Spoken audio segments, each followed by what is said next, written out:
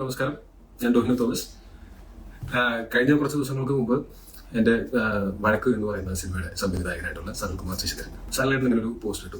ഒരു വലിയൊരു പോസ്റ്റായിരുന്നു. അപ്പോൾ അതിനകത്ത് മെൻഷൻ ചെയ്തിട്ടുള്ള അദ്ദേഹത്തിൻ്റെ ബന്ധു കൂടിയായിട്ടുള്ള കോ പ്രൊഡ്യൂസർ പാരറ്റ്മോൺ പിക്ചേഴ്സിൻ്റെ കോ പാർട്ട്ണറായിട്ടുള്ള ഗിരീഷ് ചന്ദ്രൻ, ഇദ്ദേഹമാണ് ഇവിടെ ഉള്ളത്. അപ്പോൾ ഞാനിത് ഇങ്ങനൊരു കാര്യത്തിനെ പറ്റിയിട്ട് ഒരു എക്സ്പ്ലനേഷൻ കൊടുക്കണം എന്ന് ഞാൻ ആഗ്രഹിച്ചിട്ടുള്ളതല്ല. കാര്യം പല പുള്ളി പറഞ്ഞ അടിസ്ഥാനമായതുകൊണ്ട് വിട്ടുകളഞ്ഞാണ്.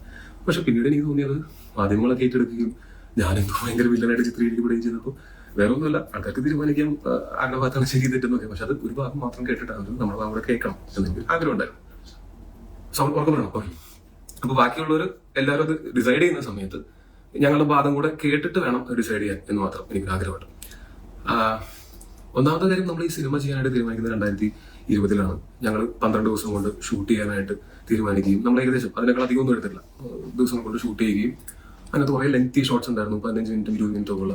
ഞാൻ പേഴ്സണലി ഭയങ്കരമായിട്ട് ചലഞ്ചിങ് ആയിട്ടുള്ള, എന്നാൽ ഞാൻ ഭയങ്കര എൻജോയ് ചെയ്തൊരു ചലഞ്ച് ആയിരുന്നു. എനിക്ക് ഭയങ്കര ലേണിംഗ് എക്സ്പീരിയൻസ് ആയിരുന്നു വഴക്ക് എന്ന് പറയുന്ന സിനിമ. അപ്പോൾ ആ സിനിമയുടെ ഷൂട്ടിന്റെ സമയത്തൊക്കെ ഞാനും സനലേട്ടനും നമ്മൾ വളരെ നല്ല ബോണ്ടായിരുന്നു. അതിന് മുമ്പ് പലരും ഓൺ ചെയ്തു പുള്ളി അങ്ങനെയാണ്. പക്ഷെ എനിക്ക് അങ്ങനെ ഞാൻ പരിചയപ്പെട്ട ഒരു മനുഷ്യനാണ്, ഒരു പ്രശ്നക്കാരായിട്ടുള്ള മനുഷ്യനായിട്ട് തോന്നിയില്ല. ഞങ്ങൾ ലോക കാര്യങ്ങളും സിനിമയെ പറ്റും ഒക്കെ ഞങ്ങൾ കുറേ സംസാരിച്ചിരുന്നു. കുറെ കാര്യങ്ങൾ ഞങ്ങൾ സംസാരിച്ചിരുന്നു.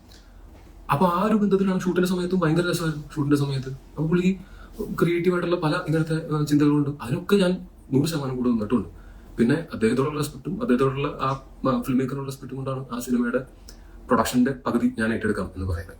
അതൊരു 27 ലക്ഷം രൂപയോളം ഞാൻ മുടക്കുകയും 1 രൂപ പോലും എനിക്ക് ശമ്പളമായിട്ട് കിട്ടാതിരിക്കുകയും ചെയ്തിട്ടുള്ള ഒരു സിനിമയാണത്. ഇനി നമുക്ക് കാര്യത്തിലേക്ക് കടക്കാം. പുള്ളി ഈ സിനിമയുടെ ഷൂട്ട് കഴിഞ്ഞ് കുറെ നാൾ കഴിഞ്ഞിട്ടാണ് അതിന്റെ ഒരു റെഡി ആയിട്ടുള്ള ഒരു വേർഷൻ അവർ ഫിലിം ഫെസ്റ്റിവലിന് അയച്ചിട്ടുണ്ട്.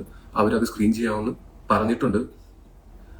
വോയിസ് ക്ലിയർ അല്ലാന്ന് ഇപ്പോഴും മെസ്സേജ് വരുന്നുണ്ട്, കേൾക്കുന്നുണ്ടെന്ന് വിശ്വസിക്കുന്നു. അപ്പോ ദിവസങ്ങൾക്ക് ശേഷം പുള്ളി എൻ്റെ അടുത്ത് പറഞ്ഞു ഇങ്ങനെ ആ ഫിലിം ഫെസ്റ്റിവലിന്റെ ആൾക്കാർ നമ്മളുടെ സിനിമയെ റിജക്ട് ചെയ്തു.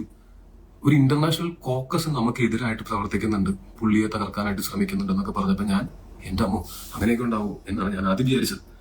പിന്നീട് പുള്ളി എൻ്റെ അടുത്ത് പറഞ്ഞു ആ സിനിമ പക്ഷെ എന്നാലും നമ്മൾ വേറെ ഫെസ്റ്റിവൽസ് കൂടെ വന്നിട്ട് അങ്ങനെ നമുക്ക് ചില ഫെസ്റ്റിവൽസ് നമുക്ക് കിട്ടുകയും ചെയ്തു, ചില ഫെസ്റ്റിവലുകൾ റിജക്ട് ചെയ്യുകയും ചെയ്തു. അപ്പൊ ഞാൻ മനസ്സിലാക്കിയത് ആ സിനിമയുടെ ഗണത്തിൽപ്പെടുന്ന സിനിമകളെ ആക്സെപ്റ്റ് ചെയ്യുന്ന ഫെസ്റ്റിവൽസും ഉണ്ട്, അല്ലാത്ത ഫെസ്റ്റിവൽസും ഉണ്ട്. ഇപ്പോഴും ഞാൻ വിശ്വസിക്കുന്നു വഴക്ക് നല്ല സിനിമയാണ് എന്നാണ്. ഒരിക്കലും ഞാൻ എൻ്റെ ഒരു സിനിമയും ഡിസോൺ ചെയ്യില്ല. നല്ലതായാലും ചീത്തയായാലും വിജയമായാലും പരാജയമായാലും ഞാൻ എൻ്റെ ഏത് സിനിമയും ഞാൻ ചെയ്തിട്ടുള്ള സിനിമ ഞാൻ കഥ കേട്ട് ഞാൻ ആ ടീമുമായിട്ട് ഡിസ്കസ് ചെയ്തിട്ട് ചെയ്യാൻ തീരുമാനിച്ചിട്ടുള്ള ഒരു സിനിമയും ഞാൻ ഡിസോൺ ചെയ്യില്ല. അങ്ങനെ പുള്ളി ഇതിന് ശേഷം നമുക്ക് IFFK സ്ക്രീൻ ചെയ്യാനായിട്ട് അവസരം കിട്ടി. അപ്പൊ ആ സമയത്തും പുള്ളി പറഞ്ഞു IFFK ആൾക്കാർ തകർക്കാൻ ശ്രമിക്കുകയാണ്, സ്ക്രീനിങ്ങിന് സമ്മതിക്കില്ല, അങ്ങനെയാണെന്ന് പറഞ്ഞു. പക്ഷെ IFFK അത് സെലക്ട് ചെയ്യുകയും അത് സ്ക്രീൻ ചെയ്യുകയും ചെയ്തു. അന്ന് ഞാൻ അജയന്റെ 2-ാം വർഷം എന്നുള്ള സിനിമയുടെ ഷൂട്ടിന് വേണ്ടിയിട്ട് കാസർഗോഡായിരുന്നു. അവിടെ നിന്ന് ഞാൻ തിരുവനന്തപുരത്ത് വരികയും ഞാൻ ഈ സിനിമയുടെ ഫസ്റ്റ് സ്ക്രീനിങ്ങിന് ആളുകളുടെ കൂടെ ഇരുന്ന് സിനിമ കാണുകയും ചെയ്തതാണ്. അതിനുശേഷം അവിടെ നിറച്ച ആളുണ്ടായിരുന്നു വഴക്ക് കാണാനായിട്ട്, തിയേറ്ററിന് പുറത്ത് വഴക്കെന്നൊക്കെ പറഞ്ഞിട്ട് അങ്ങനെയൊക്കെ ഭയങ്കരമായിട്ട് ആൾക്കാരത് ഇഷ്ടപ്പെടുകയും ഞാൻ അവരുടെ ആൾക്കാരോട്ട് സംബന്ധിച്ചതാണ് അന്നത്തെ ദിവസം ഈ സിനിമയെ പറ്റിയിട്ട്. അതിനുശേഷം പുള്ളി എൻ്റെ അടുത്ത് വിളിച്ച് പറഞ്ഞു നമുക്കത് തിയേറ്ററിൽ റിലീസ് ചെയ്യാം.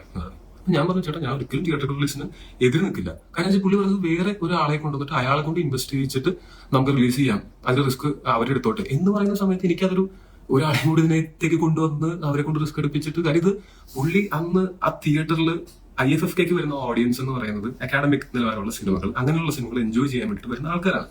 അവര് അത്രയും താല്പര്യത്തോടെ അത് കണ്ടു എന്ന് വിചാരിച്ചിട്ട് നമ്മളിതൊരു വൈഡ് റിലീസ് ഒക്കെ ചെയ്തിട്ട് ഫസ്റ്റ് ഡേ ഫസ്റ്റ് ഷോ ആൾക്കാർ തിക്കിത്തള്ളി കയറുന്ന ഒരു സിനിമ ആയിരിക്കില്ല എന്നുള്ള ബോധ്യം എനിക്കുണ്ട്. കാര്യം നമ്മൾ ഓരോ സിനിമയും ചെയ്യുന്ന സമയത്ത് ആ സിനിമയുടെ ഓഡിയൻസ് എന്താണ് എന്ന് ചിന്തിക്കുന്നതാണ്. അപ്പൊ ഇതിന്റെ ഓഡിയൻസ് എന്ന് പറയുന്നത് കുറച്ചും കൂടെ ഭയങ്കര മൂവി ബഫ്സും അങ്ങനത്തെ എന്തൂസിയാസ്റ്റും ആയിട്ടുള്ള ആൾക്കാരാണ് ഈ സിനിമ എൻജോയ് ചെയ്യാൻ പോകുന്നത്. അപ്പൊ ഞാൻ പുള്ളിയുടെ അടുത്ത് പറഞ്ഞു, പുള്ളി അത് മിസ്ഇന്റർപ്രറ്റ് ചെയ്തിട്ടാണ് ആ പോസ്റ്ററിൽ എഴുതിയിരിക്കുന്നത്. പക്ഷെ ആ വോയിസ് ക്ലിപ്പ് എന്റെ ഇപ്പോഴും കിടപ്പുണ്ട്. അപ്പൊ എനി ഡേ ആർക്ക് വേണമെങ്കിലും അത് ഞാൻ കേൾപ്പിച്ചു തരാം. ഞാൻ പറഞ്ഞിരിക്കുന്നത് എന്ന് പറഞ്ഞാൽ ചേട്ടാ ഞാൻ എഴുതി ഒപ്പിട്ട് തരാം, നമ്മൾ IFFK കണ്ട ആൾക്കാരൊന്നും ഫസ്റ്റ് ഡേ ഫസ്റ്റ് ഷോ ഈ പടം തിയേറ്ററിൽ വന്ന് കാണുന്ന ആൾക്കാരല്ല. അപ്പോൾ ഈ സിനിമ നമ്മൾ തിയേറ്ററിൽ റിലീസ് ചെയ്യുന്ന സമയത്ത് അത് എങ്ങനെയാണ് സിനിമയും ഡിസ്ട്രിബ്യൂഷനും ഒക്കെ വർക്ക് ചെയ്യുന്നതെന്ന് അറിയാവുന്നവർക്കറിയാം. ഇത് ദിവസങ്ങൾക്കുള്ളിൽ ആൾക്കാർ കുറവാണെന്ന് പറഞ്ഞിട്ട് അത് ഒരു പരാജയ ചിത്രം ഒന്ന് കണക്കിലെടുത്ത് അതിനെ എന്താ പറയാ ഹോൾഡ് ഓവർ ആയി പോകും. അപ്പോൾ എന്ന് വെച്ചാൽ ആ സിനിമ അർഹിക്കുന്ന റെസ്പെക്ട് അല്ലെങ്കിൽ ആ സിനിമ അർഹിക്കുന്ന ഓഡിയൻസിലേക്ക് അത് എത്തുകയില്ല. നമ്മൾ ഓരോ സിനിമയും പ്രൊമോട്ട് ചെയ്യുമ്പോഴും ഒക്കെ അത് നമ്മൾ ആൾക്കാരെ പറ്റിച്ചൊന്നും തിയേറ്ററിൽ കൊണ്ടുവരാൻ പറ്റില്ല. അപ്പൊ നമ്മൾ അതിനെ റൈറ്റ് ഓഡിയൻസിലേക്ക് എത്തിക്കുക എന്നുള്ളതിന് ഞാൻ പറഞ്ഞത് പുള്ളിയുടെ അടുത്ത് ചേട്ടാ OTT-ലൊക്കെ നമ്മൾ ഡയറക്റ്റ് റിലീസ് ചെയ്യുകയാണെങ്കിൽ നമുക്ക് തീർച്ചയായിട്ടും അങ്ങനെയുള്ള ഓഡിയൻസിലേക്ക് എത്താൻ പറ്റും. അതല്ലെങ്കിൽ ഹോൾഡ് ഓവർ ആയി പോയൊരു സിനിമയായിട്ട് ഇത് മാറും. ഞാൻ എഴുതി ഒപ്പിട്ട് തരാന്ന് പറഞ്ഞ കാര്യം ആ IFFK കണ്ട ആൾക്കാരൊന്നും അത്രയും ആൾക്കാരൊന്നും എല്ലാ ദിവസവും ഇത്രയും തിയേറ്ററിൽ എല്ലാ ഷോയ്ക്കൊന്നും ഉണ്ടാവില്ല. അങ്ങനെ പ്രതീക്ഷിച്ചിട്ട് നമ്മൾ ചെയ്യുന്നത് പണ്ടത്തിലാണ്. എങ്കിലും ആ മെസ്സേജിൽ ഇപ്പോഴും ഞാനിപ്പോൾ ഇന്നും കൂടെ രാവിലെ എടുത്ത് ഞാൻ പറഞ്ഞ കറക്റ്റില്ലെന്ന് ഞാൻ കേട്ടു നോക്കി. എങ്കിലും ചേട്ടൻ അതിന് താല്പര്യം ഉണ്ടെങ്കിൽ നമുക്കത് ചെയ്യാം എന്ന് തന്നെയാണ് ഞാൻ പറഞ്ഞത്.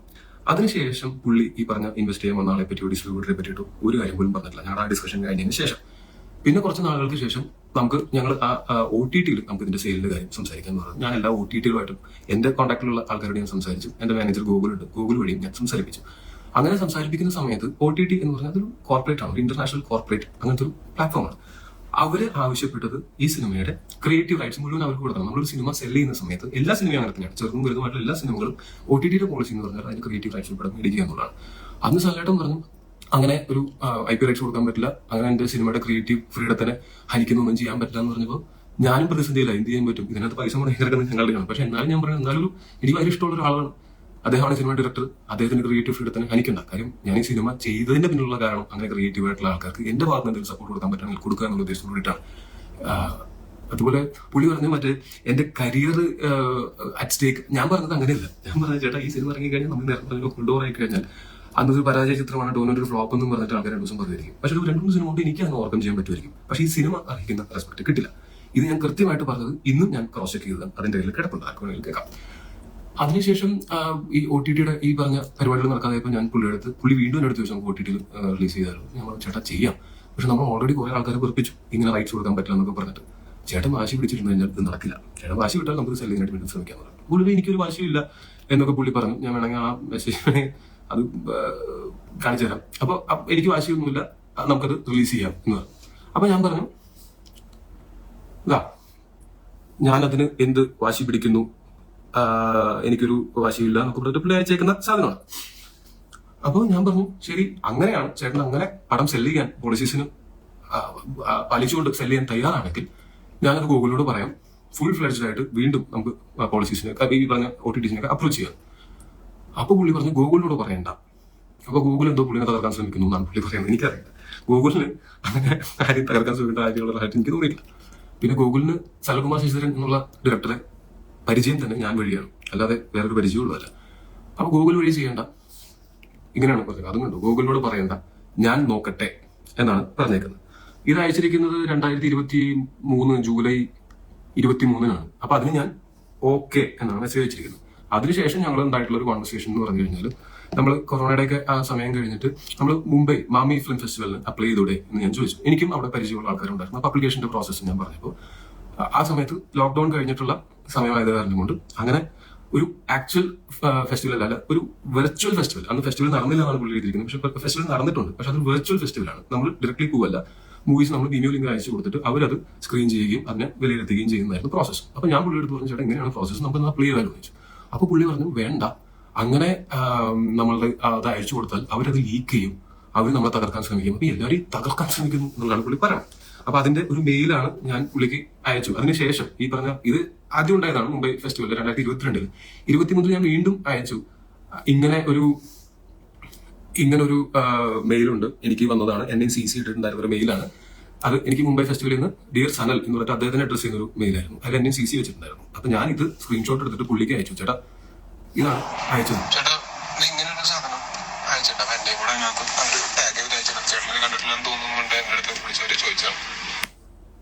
ഓക്കെ. അപ്പോ അതിന് ദിവസങ്ങൾക്ക് ശേഷം ഒരു 10-20 ദിവസം കഴിയുമ്പോൾ പുള്ളി എനിക്ക് മെസ്സേജ് ചെയ്തു, I was not in WhatsApp for some time, sorry just heard this, we applied. അപ്പൊ എനിക്ക് സന്തോഷം. ഇതാണ് ഞങ്ങൾ തമ്മിൽ ഉണ്ടായിട്ടുള്ള ഏറ്റവും അവസാനത്തെ കോൺവെർസേഷൻ. പിന്നെ OTT സെയിൽസ് നടക്കുന്ന സമയത്ത് ഞങ്ങൾ അതിന് വേണ്ടിയിട്ട് ചെന്നപ്പോൾ ഈ പോളിസീസ് അംഗീകരിക്കാത്തത് മാത്രമല്ലായിരുന്നു പ്രശ്നം, ഇദ്ദേഹത്തിന്റെ സോഷ്യൽ പ്രൊഫൈലും ഒരു പ്രശ്നമായിരുന്നു. സല്ലേട്ടൻ ആൾക്കെതിരെ ഒരു കേസും അറസ്റ്റും ഒക്കെ നടന്നതാണ്.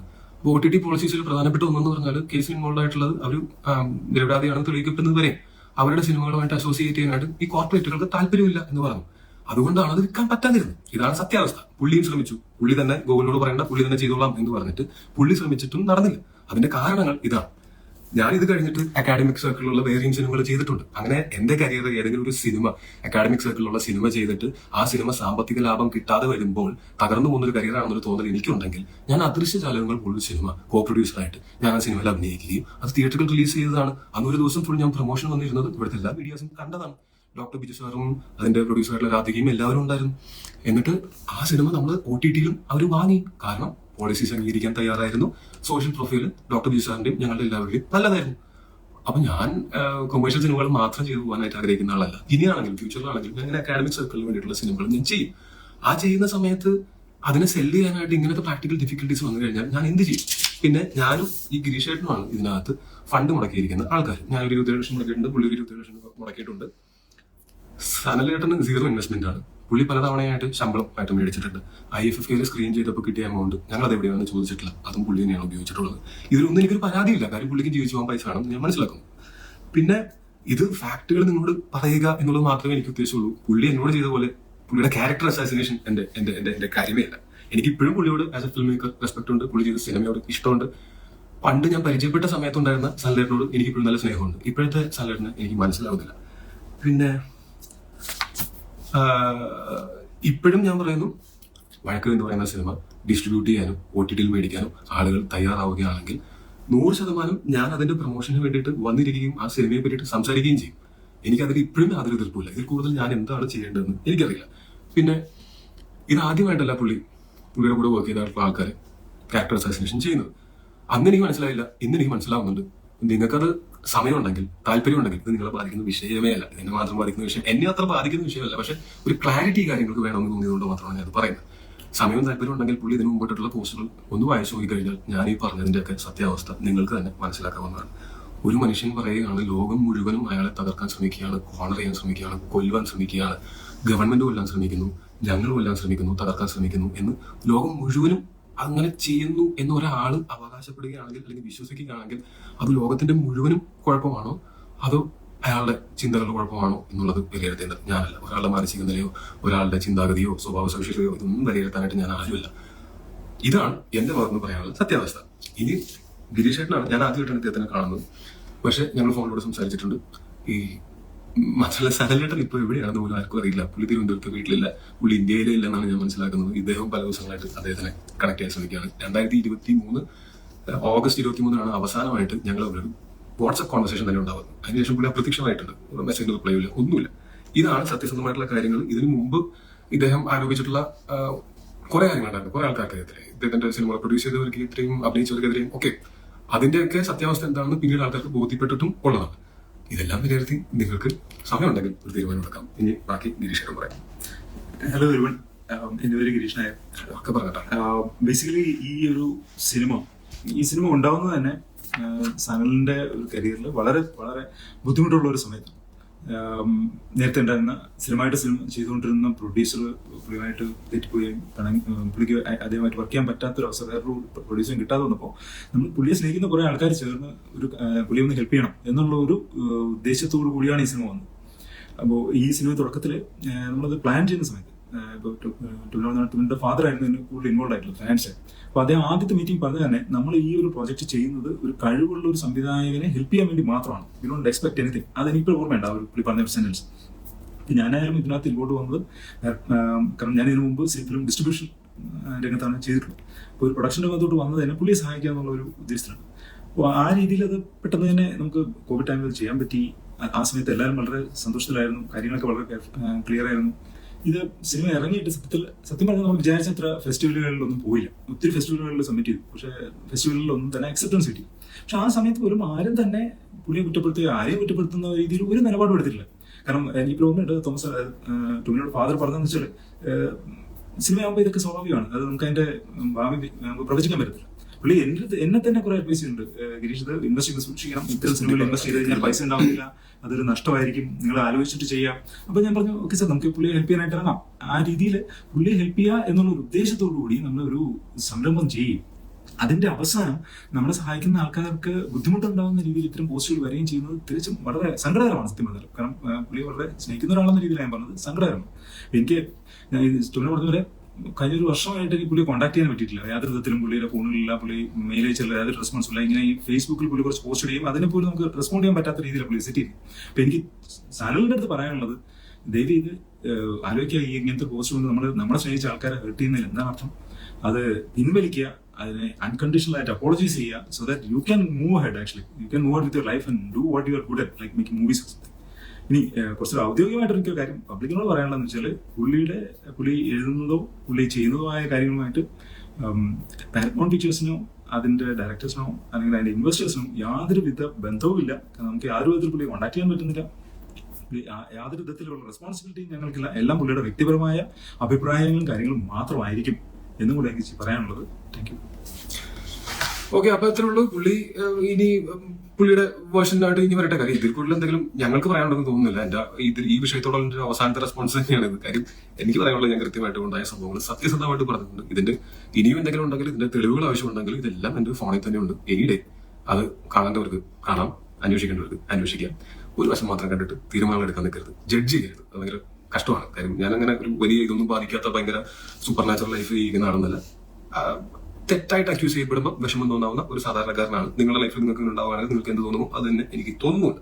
മാത്രമല്ല എല്ലാം നമ്മൾ പുള്ളിയുടെ ഒരു കാര്യത്തിന് വേണ്ടി ചെയ്തിട്ട് അവസാനം നമ്മൾ വില്ലനായി മാറുക എന്ന് പറയുന്നത് ഇതൊരു സങ്കടമുള്ള കാര്യമാണ്. പിന്നെ എന്താണ്, അപ്പൊ അത്രേ ഉള്ളൂ. Thank you so much. ഇത്ര നേരം ഇത് കണ്ടുകൊണ്ടിരുന്നവർക്ക് താങ്ക് യു സോ മച്ച്. ഇത് ഞാൻ എന്റെ ഇൻസ്റ്റാഗ്രാമിൽ വീഡിയോ ആയിട്ട് പോസ്റ്റും കൂടെ ചെയ്യാം. സോ ദാറ്റ് ഫ്യൂച്ചർ റെഫറൻസസിന് ഞാൻ പറഞ്ഞ കാര്യങ്ങളിൽ ആൾക്കാർക്ക് ക്ലാരിറ്റി ഇല്ലെങ്കിൽ മനസ്സിലാക്കാനായിട്ട് ഇത് ഉണ്ടാവും. Thank you so much. Love you all.